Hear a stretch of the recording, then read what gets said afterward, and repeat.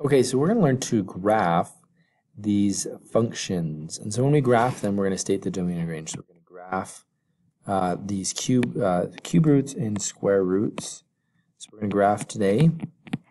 We're also going to state the domain and range. Okay. So in order to do this, we first need to know what shapes these make. Remember, so far we've had U shapes, which are x squareds. We've had lines, which are y equals mx plus b. We have x cubes, which look like kind of like a spaghetti noodle thrown on a wall. That's a bad example of that. Okay, and then we have those w shapes with those x to the fourths. Okay. So now we're going to learn about the square root functions and what graphs they make. So if you never know what a graph is, you pick points. And I'm going to pick smart points because we're square rooting. So I'm not going to pick just straight numbers. I'm going to pick something I called smart points. Okay, smart points. And that's because I'm rooting. So I'm not going to pick 2 or 3 or 6. I'm going to pick 0, 1, 4, 9, 16 because I can root those numbers. Then we're going to put these numbers in. So the square root of 0 is 0. Square root of 1 is 1. Square root of 4 is 2. And square root of 9 is 3. Then we're going to graph those. So 0, 0, 1, 1, 1, 2, 3, 4, comma 2, then 1, 4, 5, 6, 7, 8, 9, comma 3. And so this is the shape of our graph, okay?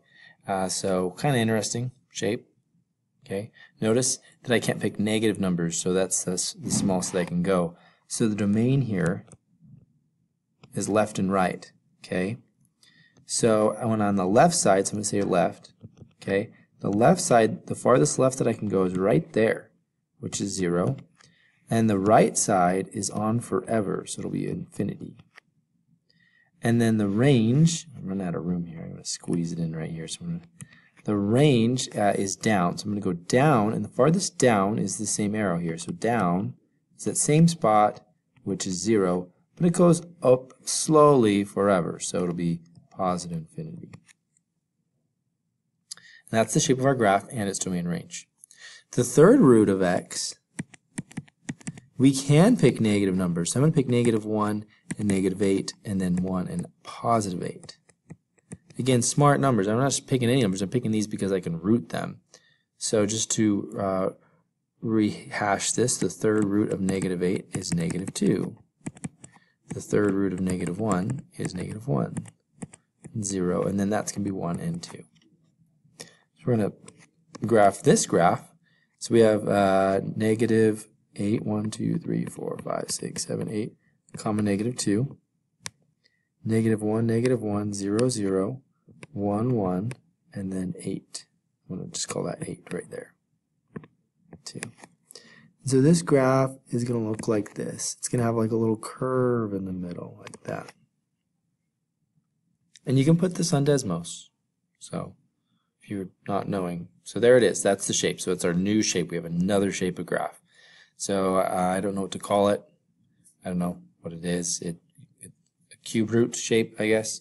And then the domain here, we talked about this in the videos before. The domain here is all real numbers because we can go left forever, right forever. So I'm going to actually write it a little differently than what you're seeing. Instead of all real numbers, I'll write that. So I go negative infinity to positive infinity. Or again, like I'm telling you, my pen keeps stopped working. The range is all real numbers, or this R. So either of those will work. They mean the same thing. Okay. So now we throw numbers in here. It turns out that these numbers don't do anything that we're not used to. Okay. So this minus 1 is going to go right 1 because it's opposite. Remember doing that a while back ago? And this is going to be up 3. Okay.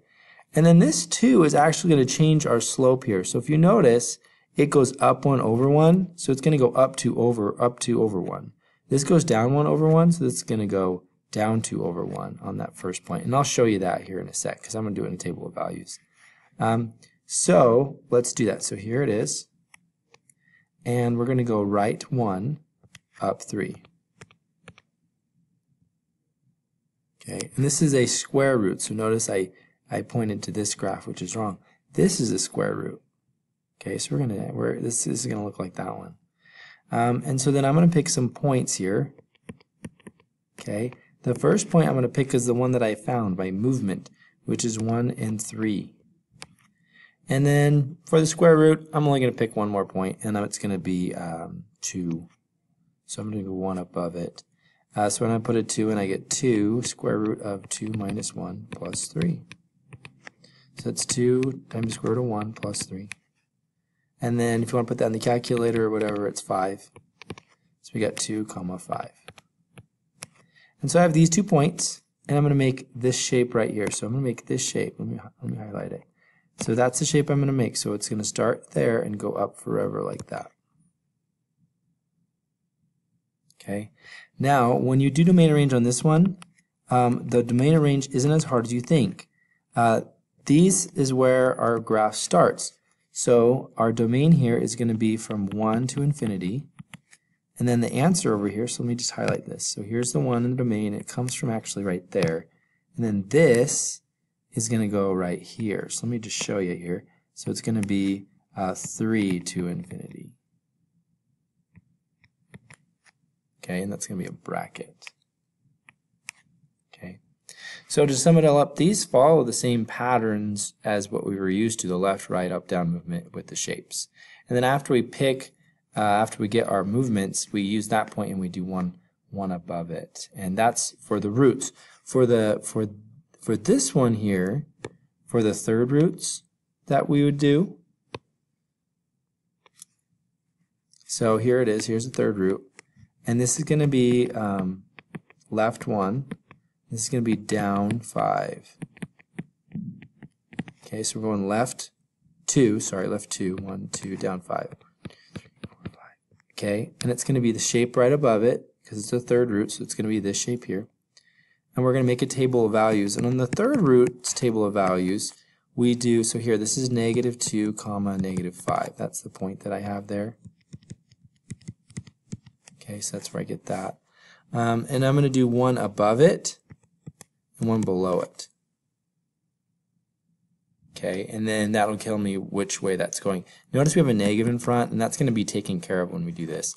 So we're going to do the third root of -1 plus 2 minus 5, which is the negative third root of 1 minus 5. And then when we do that, we end up getting -6. Okay. Then we're going to do it again for -3, which changes this to a -1, which changes this to a 4 when we do it in our calculators if we're having trouble. Okay, because the third root of -1 is -1, and then we have a negative, and that turns positive, so that's how we get -4. And then we're going to plot these points, so -1, -6. So here's -1, -6 is right there. -3, -4 is right there. And notice this graph, we're going to draw the shape above it here, is going to look like that. Now the domain for this one is all real numbers, and the range is all real numbers. Okay, and it's because it's a third root, we can use positives and negatives. Okay, that's as hard as the questions you're ever going to see on these. So let's jump to some easier ones. So this one here, it goes no, left, and right. This one just goes up 4. So when I make this graph, we're going to go 1, 2, 3, 4. And this point that we have, 0, 4, is going to be our first point here on our chart. And again, it's this shape here, which means we're not going to go down at all, we're just going to go up. So I'm going to go up to 1, and when I put a 1 in, I'm going to get 5. So 1, 5. I'm going to draw my shape. Little silly shape, right? Doesn't make any sense.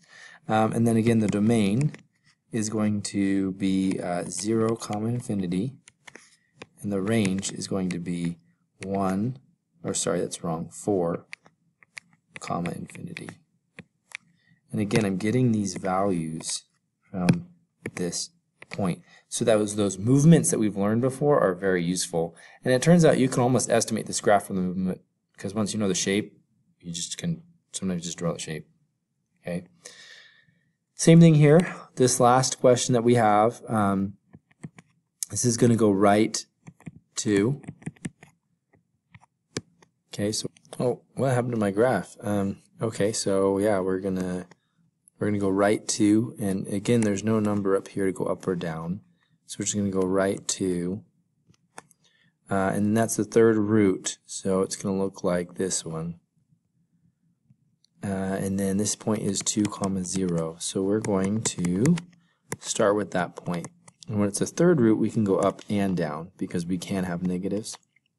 So we're going to put these points in. They end up just being 1s, obviously. It's because we're only putting a 1 in, right? So when I put something like that in, I get the third root of -1, which is just -1. When I put the 3 in, I get the positive version. So 1, -1 is right there. And then 3 positive ones right there. And then we're going to draw this shape that looks like that. It looks fantastic. Yeah, and that's our graph. And then the domain and the range are all real numbers for the power of or root 3 because it's an odd. Even ones or roots have that restriction, but you can find these restrictions at that movement point. We're used to these movements. And, you know, let's just do one last example here. So let's just say I have y is equal to the third root of x plus 6 minus 1. Let's say I don't know how to do any of the table stuff. Well, this is left 6. 1, 2, 3, 4, 5, 6. This is down 1. Okay, so left 6, down 1, and then we have our shape. Okay, that right there, I'd give you, you'd pass the quiz. It wouldn't be an A, it wouldn't be a B, but you would pass the quiz on that. So again, not too difficult. Okay, and again on domain and range on this, if you're having trouble, this graph is going. So if I do left, it's going left forever. So left forever. It's going right forever. So there's your domain. And then the range on this graph we just made, we're slowly going up forever. We're slowly going down forever. So down forever, up forever, and we're good.